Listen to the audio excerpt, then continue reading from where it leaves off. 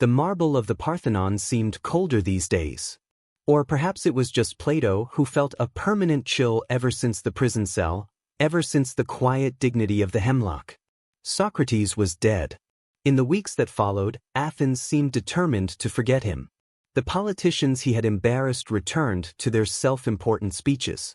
The artisans he had confused went back to their crafts, no longer forced to define why their work was good. The silence his death left was, to Plato, deafening. He would walk the agora, tracing the steps where his master had walked, and feel utterly alone. The voice that had shaped his entire mind was gone. One sweltering afternoon, Plato overheard two young aristocrats arguing. Socrates said that pleasure is all that matters, one said confidently. No, you fool, said the other. He said that power is all that matters, and that the weak must obey the strong. Plato froze. His blood ran cold, then hot with rage. They were twisting him. They were turning his relentless search for virtue into a justification for their own vices. His master's life was being rewritten by fools, his memory distorted before it even had a chance to settle. He realized the awful truth. Socrates had built his legacy on air, on spoken words, on fleeting conversations. And like air, it was now vanishing. That night, Plato sat in his study, staring at a blank scroll. He was torn. Socrates had always distrusted the written word. It cannot answer you back, he used to say. It is a dead painting of a living thing. To write down his master's words felt like a betrayal. It felt like embalming a vibrant soul. But what was the alternative? To let him be forgotten? To let his name be hijacked by idiots in the agora? Forgive me, master, he whispered to the empty room. He picked up the stylus. His hand was unsteady.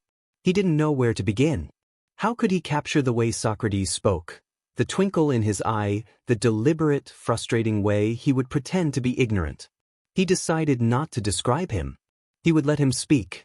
He started with a question. A simple one. He wrote Crito's name, then his own, then his master's. He set the scene in the prison cell, just days before the end.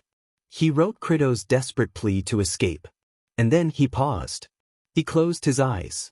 He channeled the voice he knew better than his own. My dear Crito, he wrote, the ink flowing suddenly faster. Should we listen to the opinion of the many, or of the one who truly knows? The words felt alive. As he wrote, the room filled with the energy of that prison cell. He wasn't just remembering the argument, he was reliving it.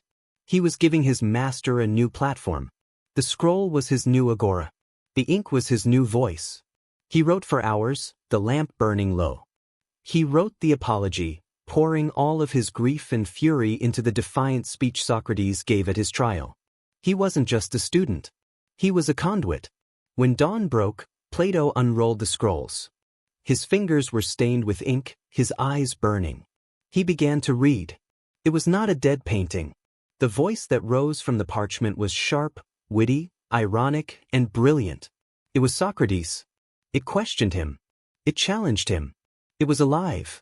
A tear traced a path through the lamp black on his cheek. They had killed the man. They had poisoned his body and scattered his students. But in that small, lamplit room, Plato had just given his master a second life.